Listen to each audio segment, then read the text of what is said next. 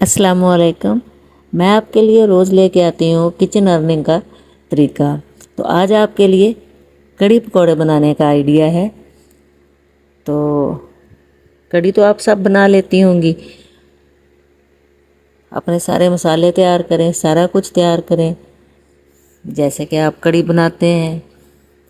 Spices آپ اپنے حساب سے ڈالیں یا اپنے گاہک کے حساب سے ڈالیں، اور اچھی سی آپ نے کڑی تیار کرنی ہے۔ میں اپنی کڑی تیار ہوتے ہوتے آپ کو اس کی مارکیٹنگ کا طریقہ بتاؤں گی کہ آپ نے ایڈ تیار کر لینا ہے، اور فیس بک کے جتنے گروپس میں خواتین ہوں زیادہ، ان گروپس میں یہ اپنے ایڈ جو ہیں وہ لگا کے آنے ہیں۔ اس کے علاوہ اپنے رشتہ داروں کے حوالے سے یا ان کے آگے رشتہ داروں کے حوالے سے یہ فوڈ کا کام جو ہے وہ چلتا ہوتا ہے، کیونکہ یہ کام خواتین کا ہوتا ہے اور خواتین نے چیزیں منگوانی ہوتی ہیں کھانے پینے کی زیادہ۔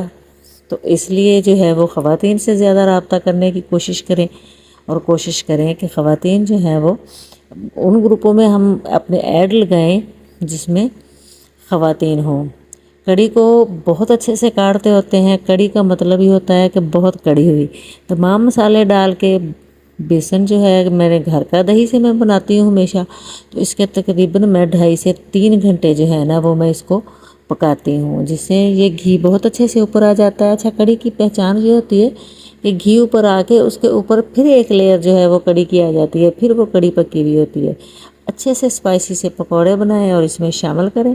شامل کرنے کے بعد اپنا اشتہار جو ہے وہ دینا آپ نے نہیں بھولنا ہے۔ کسی بھی طرح کے پیارے سے ایڈ بنائیں اور ایڈ بنا کر جو ہے وہ آپ لگائیں، تاکہ لوگ آپ کو زیادہ سے زیادہ آرڈر دیں۔